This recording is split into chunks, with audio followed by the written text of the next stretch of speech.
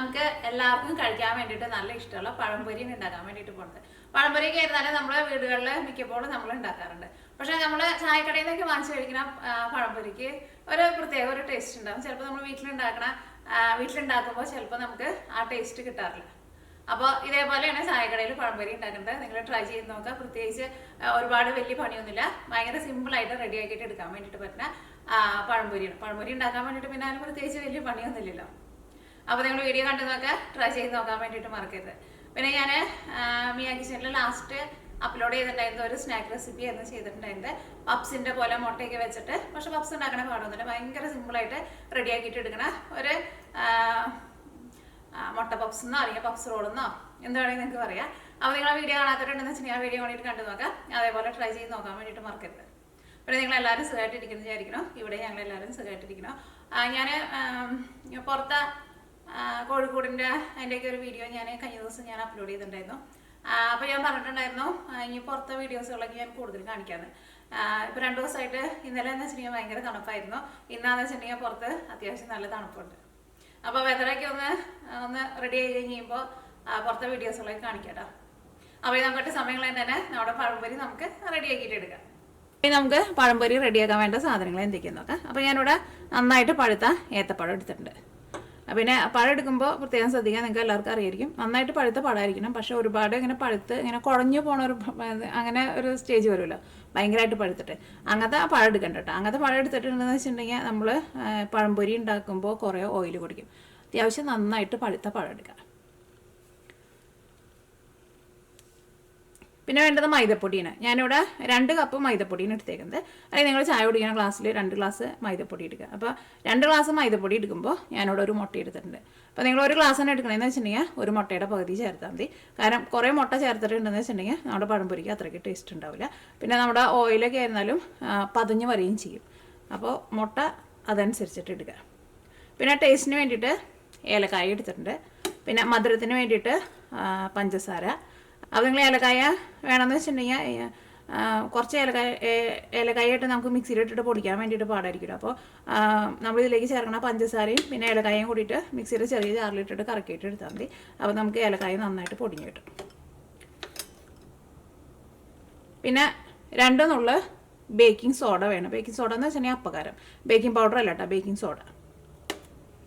പിന്നെ 4 table spoon അരിപ്പൊടി എടുത്തിട്ടുണ്ട്. നമ്മൾ പുട്ട് അല്ലെങ്കിൽ പത്തിരി ഇടിയപ്പോ അതൊക്കെ ഉണ്ടാക്കാൻ എടുക്കണം നമ്മുടെ അരിപ്പൊടി, വറുത്ത അരിപ്പൊടിയാണ് എടുത്തേക്കുന്നത്. അത് ഞാനിവിടെ 4 ടേബിൾ സ്പൂൺ എടുത്തിട്ടുണ്ട്. അപ്പോൾ 1 കപ്പിന് 2 ടേബിൾ സ്പൂൺ വെച്ചിട്ട് 2 കപ്പിന് 4 ടേബിൾ സ്പൂൺ.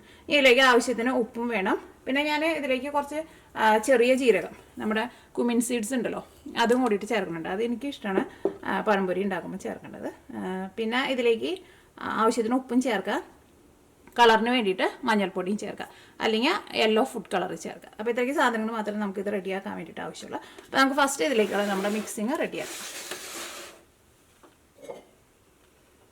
അപ്പോൾ അതിന് വേണ്ടിയിട്ട് കുറച്ച് വലിയൊരു ബൗൾ എടുക്കുക. ഇതിലേക്ക് നമുക്ക് നമ്മുടെ മുട്ട ചേർക്കാം.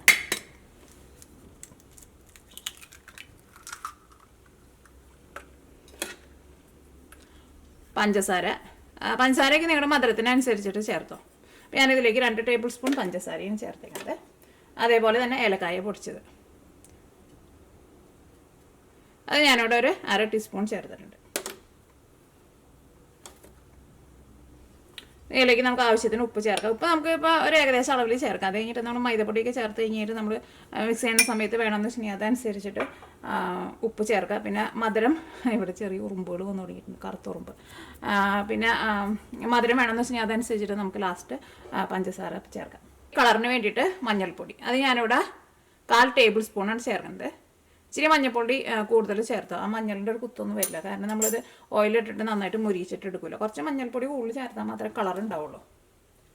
പിന്നെ ടേസ്റ്റിന് വേണ്ടിയിട്ട് ഇതാ കുറച്ച് നമ്മുടെ ചെറിയ ജീരകത്തിൻ്റെ ടേസ്റ്റ് ഇഷ്ടമാണെന്ന് വെച്ചിട്ടുണ്ടെങ്കിൽ ചേർക്കാം. നിങ്ങൾ ഇതിലും മുമ്പ് ഇങ്ങനെ ചേർത്തിട്ട് ഉണ്ടാക്കിയിട്ടില്ല എന്ന് വെച്ചിട്ടുണ്ടെങ്കിൽ ഒരു പ്രാവശ്യം ഇതേപോലെ ചെറിയ ജീരകം കൂടി ചേർത്തിട്ടുണ്ടാക്കാം, നല്ല ടേസ്റ്റാണ്. ഇനി നമുക്ക് ഇതെല്ലാം കൂടിയിട്ടൊന്ന് മിക്സ് ചെയ്യാം.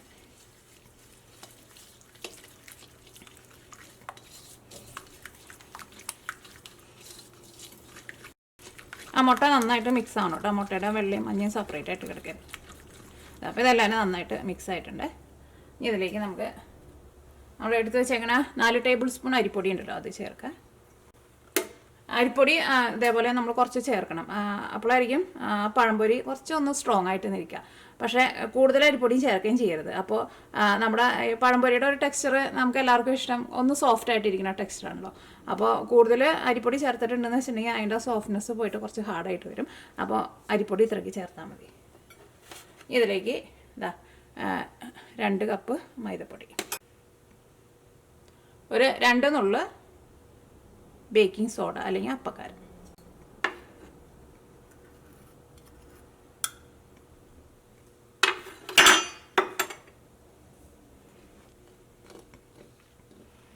ഇതെല്ലാം കൂടിയിട്ട് മിക്സ് ചെയ്ത് കഴിഞ്ഞിട്ട് ഇതിലേക്ക് നമുക്ക് ആവശ്യത്തിന് വെള്ളം ഒഴിച്ചിട്ട് ഇത് നമുക്ക് കുറച്ചൊരു തിക്ക് ബാറ്ററായിട്ട് എടുക്കുക. എന്നാൽ ഭയങ്കര തിക്കായിട്ട് ഇരിക്കുകയും ചെയ്യരുത്, എന്നാൽ ഭയങ്കര വെള്ളമായിട്ട് ഇരിക്കുകയും ചെയ്യരുത്. ഇതിലേക്ക് നമുക്ക് കുറേശ്ശെ വെള്ളം ഒഴിച്ചിട്ട് മിക്സ് ചെയ്തിട്ടെടുക്കാം. അത് കൈ കൊണ്ട് തന്നെ നന്നായിട്ട് മിക്സ് ചെയ്യാൻ വേണ്ടിയിട്ട് നോക്കാം.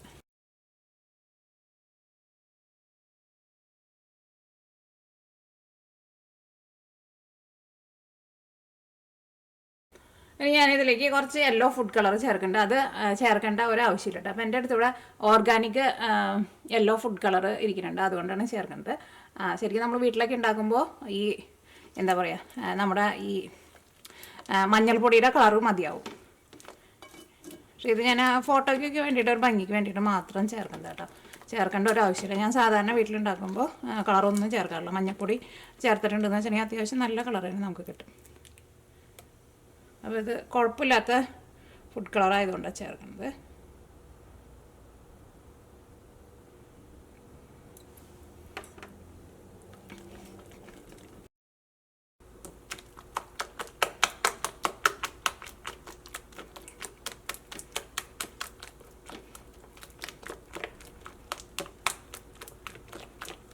ഇതേപോലെ കൈ കൊണ്ട് ഒന്ന് നന്നായിട്ട് ഒന്ന് പതപ്പിച്ചിട്ട് ഒന്ന് മിക്സ് ചെയ്യുക. അപ്പോൾ ഇതിൻ്റെ ഉള്ളിലേക്ക് നന്നായിട്ട് എയറൊക്കെ കയറും. അപ്പോൾ നമ്മൾ പഴംപൊരി ഉണ്ടാക്കുമ്പോൾ നമ്മുടെ പുറത്തൊരു കോട്ടിങ് ഉണ്ടല്ലോ, അതിന് നല്ലൊരു ടെക്സ്ചർ കിട്ടും. അതിന് വേണ്ടിയിട്ടാണ് നമ്മളിങ്ങനെ ചെയ്യുന്നത്. നമ്മൾ ഈ കടകളിലൊക്കെ ചെന്ന് കഴിയുമ്പോൾ അവർ ഉണ്ടംപൊരി ഇതൊക്കെ ഉണ്ടാക്കുമ്പോൾ കൈ കൊണ്ട് ഇങ്ങനെ നന്നായിട്ട് അടിക്കില്ലേ, അത് അടിക്കണത് ഇതിന് വേണ്ടിയിട്ടാണ്. അതേപോലെ ഉഴുന്നുവടയൊക്കെ ഉണ്ടാക്കുമ്പോൾ നന്നായിട്ട് അടിച്ചിട്ടുണ്ടാക്കുക. അപ്പോൾ ഇതിൻ്റെ ഉള്ളിൽ നന്നായിട്ട് എയർ കയറിയിട്ട് നല്ലൊരു പദം ഉണ്ടാവും. അതിന് വേണ്ടിയിട്ടാണ് അങ്ങനെ ചെയ്യുന്നത്.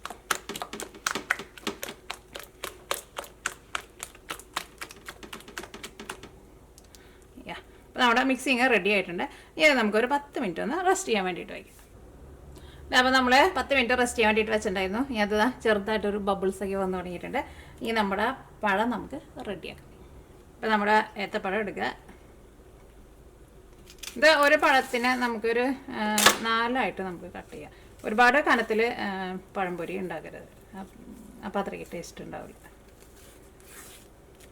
ഞാനിവിടെ നീളത്തിലുള്ള പഴംപൊരി ആയിട്ടാണ് ഉണ്ടാക്കുന്നത്. നമ്മൾ ചായക്കടയിൽ നിന്നൊക്കെ വാങ്ങിച്ച് കഴിക്കുന്ന പോലത്തെ, അല്ലെങ്കിൽ ബേക്കറിയിൽ നിന്ന് അവിടെ നിന്നൊക്കെ വാങ്ങിച്ച് കഴിക്കുന്ന പോലത്തെ നീളത്തിലുള്ള പഴംപൊരിയാണ് ഉണ്ടാക്കുന്നത്.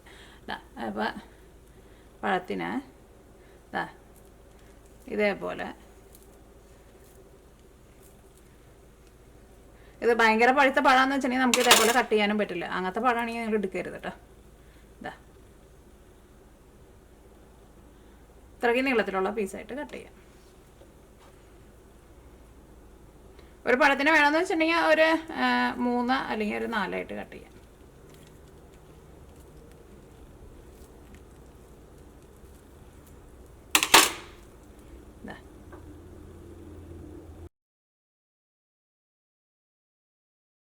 അപ്പോൾ നമ്മളെ പഴംപൊരി റെഡിയാക്കാൻ വേണ്ടിയിട്ട് പോവാണ്.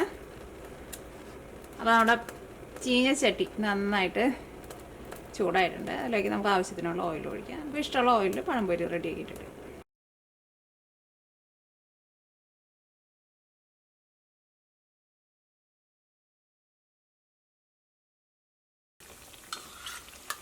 ഒരു സൈഡ് മുരിഞ്ഞ് കഴിയുമ്പോൾ മറ്റേ സൈഡ് തിരിച്ചിട്ടിട്ട് 2 സൈഡും തിരിച്ച് മറിച്ചിട്ടിട്ട് നന്നായിട്ട് മുരിച്ചിട്ട് എടുക്കുക.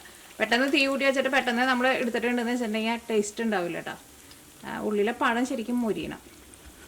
അതാണ് ശരിക്കും പഴംപൊരിയുടെ ഒരു ടേസ്റ്റ്. അതേപോലെ തന്നെ ഞാൻ കഴിഞ്ഞ ദിവസം പരിപ്പൊടി ഉണ്ടാക്കുന്ന വീഡിയോ ചെയ്തിട്ടുണ്ടായിരുന്നു. അതിനകത്തും പരിപ്പൊടി ഉണ്ടാക്കുമ്പോഴായിരുന്നാലും പ്രത്യേകം ശ്രദ്ധിക്കണം. കാരണം ഈ ഒരുപാട് കൂട്ടി വെച്ചിട്ടുണ്ടെങ്കിൽ പരിപ്പിനൊക്കെ നല്ല വേവുണ്ടല്ലോ, അപ്പോൾ നമുക്ക് വെന്ത് കിട്ടില്ല ശരിക്കും. പിന്നെ നിങ്ങൾ ഈ മാവ് ഉണ്ടാക്കിയിട്ട് ഇപ്പോൾ പഴംപൊരി ഉണ്ടാക്കി കഴിഞ്ഞിട്ട് ഈ മാവ് ബാക്കി വരാമെന്ന് വെച്ചിട്ടുണ്ടെങ്കിൽ ഉരുളൻകിഴങ്ങ് നല്ല കനം കുറച്ചിട്ട് ഇങ്ങനെ വട്ടത്തിൽ ഇങ്ങനെ കട്ട് ചെയ്തിട്ട് ഇതേപോലെ ഈ മിക്സിങ് മുക്കിയിട്ട് മിക്സിങ്ങിൽ ഡിപ്പ് ചെയ്തിട്ട് ഇതേപോലെ തന്നെ വറുത്ത് കോരിയിട്ട് ഇടുക. അങ്ങനെ എടുത്താലും നല്ല ടേസ്റ്റ് ആയിരിക്കും. അപ്പോൾ നമ്മുടെ പഴംപൊരി 2 സൈഡ് നന്നായിട്ട് മരിഞ്ഞിട്ടുണ്ട്. ഇനി ഇത് നമുക്ക് ഓയിൽ ചെയ്യാം. അങ്ങനെ നമ്മുടെ പഴംപൊരി റെഡി ആയിട്ടുണ്ട്. പഴംപൊരി കഴിക്കുമ്പോൾ ചെറിയ ചൂടോട് കൂടിയിട്ട് കഴിക്കുക. ഇത് ചൂടാറി കഴിഞ്ഞാലും കഴിക്കാൻ വേണ്ടിയിട്ട് നല്ല ടേസ്റ്റ് ഉണ്ടാവും കേട്ടോ. പിന്നെ പഴംപൊരി റെഡിയാക്കിയിട്ട് എടുക്കുമ്പോൾ ഒരു കാര്യം പ്രത്യേകം ശ്രദ്ധിക്കുക. തീ എങ്ങാനും ഒരുപാട് കൂട്ടി വെച്ചിട്ടുണ്ടെന്ന് വെച്ചിട്ടുണ്ടെങ്കിൽ ഈ പുറത്തെ കോട്ടിങ് മാത്രമേ നമുക്ക് ശരിക്കും മൊരിഞ്ഞ് കിട്ടുള്ളൂ. ഇതിൻ്റെ ഉള്ളിൽ പഴം ഇരിക്കുന്നുണ്ടല്ലോ, പഴം പൊടിയിട്ട് നന്നായിട്ട് മൊരിഞ്ഞാലായിരിക്കും പഴംപൊരി കഴിക്കാൻ വേണ്ടിയിട്ട് നല്ല ടേസ്റ്റ് ഉണ്ടാവുക. ഇതാ, അപ്പോൾ ഞാൻ വേറെ അടുത്തൊന്ന് കഴിച്ചോട്ടെ. ചെറുതെടുക്കാം.